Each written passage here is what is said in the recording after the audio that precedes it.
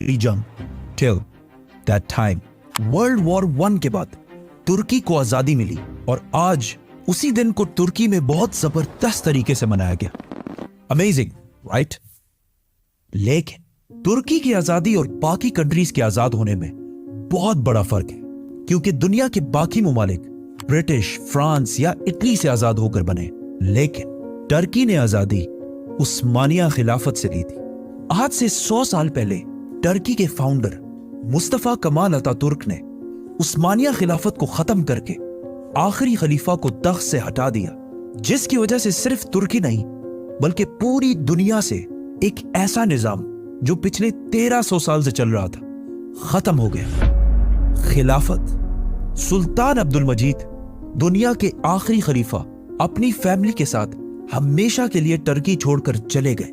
सुल्तान अब्दुल मजीद के खानदान उस्मानिया ऑटोमन खानदान ने तुर्की पर 600 साल तक हुकूमत की, और सिर्फ तुर्की नहीं, इस खानदान ने 3 कॉन्टिनेंट्स पर, इस पूरे इलाके पर भी हुकूमत की। लेकिन ये इलाका, दिस पीस ऑफ लैंड जिसे आज हम टर्की के नाम से जानते हैं, ये असल में कभी टर्की था ही नहीं, बल्कि टर्किश लोग यहां से बहुत दूर इस इलाके सेंट्रल एशिया के रहने वाले लोग थे, जो आज काजाकिस्तान, उज्बेकिस्तान, तुर्कमानिस्तान कहलाते हैं। और इस इलाके जिसे हम टर्की कहते हैं, यहां ज्यादातर ग्रीक और रोमन्स रहते थे।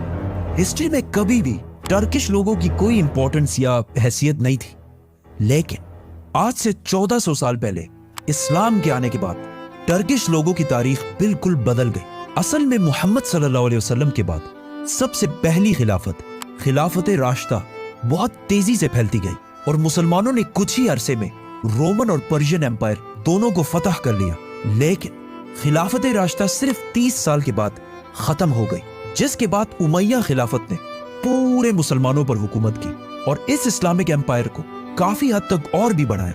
लेकिन उमैया खिलाफत में एक मसला यह था कि इनकी हुकूमत दुनिया के बहुत बड़े हिस्से पर थी, लेकिन ये अपनी एम्पायर में सिर्फ अरबियों को सबसे ज्यादा इंपॉर्टेंस देते थे, जिसकी वजह से बाकी इलाके इनसे इतना खुश नहीं थे।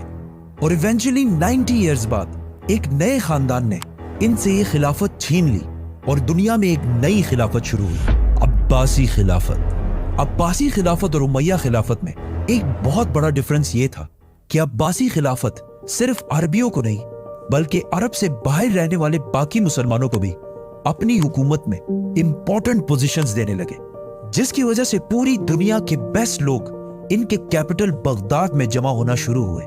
और ये